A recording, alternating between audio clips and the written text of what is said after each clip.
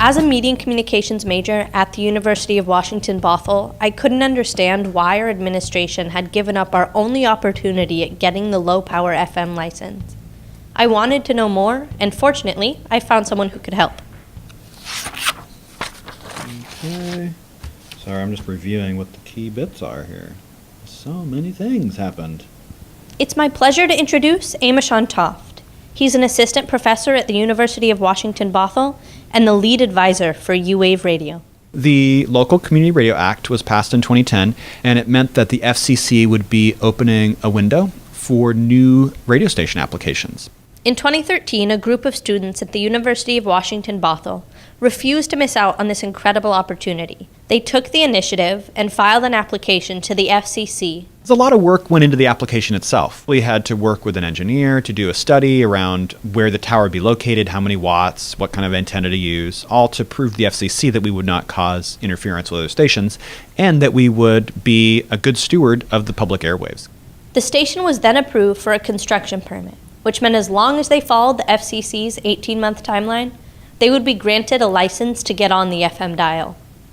Despite a few bumps in the road, U-Wave was ready to do whatever it took in order to succeed.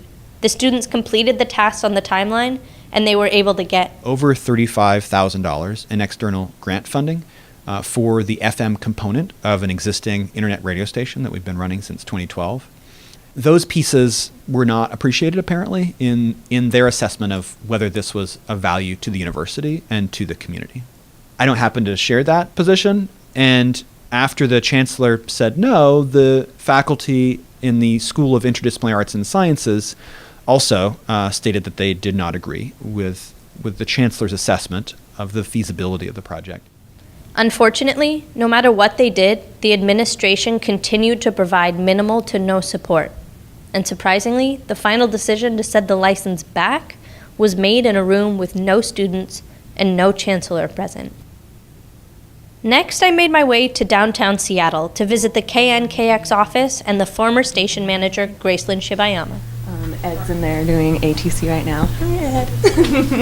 When I got to U-Wave, it was already in the process. I was there to help submit some of the applications. When we found out that we were not going to be able to get our license, we tried to just rally the student body to say, no, this is something that we need. Gracelyn expressed appreciation for the experience, but was extremely disappointed with the outcome. The administration just didn't care.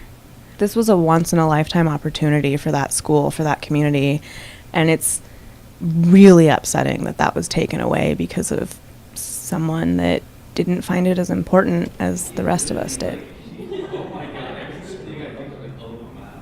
I met Namoka Trice in between classes. She is the current station manager at U-Wave Radio and was also involved in the fight for the LPFM license. I more came in at the butt end of it when I was kind of fighting to push forward and keep the license. She said that the university still isn't providing the support that the station needs. You know, somebody could say, okay, yeah, well, you still have the streaming and you still have all of these things. I still don't feel like U-Wave is being even supported with those. I feel like there's a little brush over to say, yeah, we're going to support those, but this should have a full-on staff position. This is a University of Washington, Bothell, and I think it should be held to a higher standard, period. Shouldn't be, can you make money off the radio? You're already making money off the students. Can the students learn a trade so when they leave here, they can make money? That's the question. Once again, Amishon Toft. So at this point in the station's development, we now have no opportunity for an FM station. So I think in terms of an organization, we're really struggling with where to go next.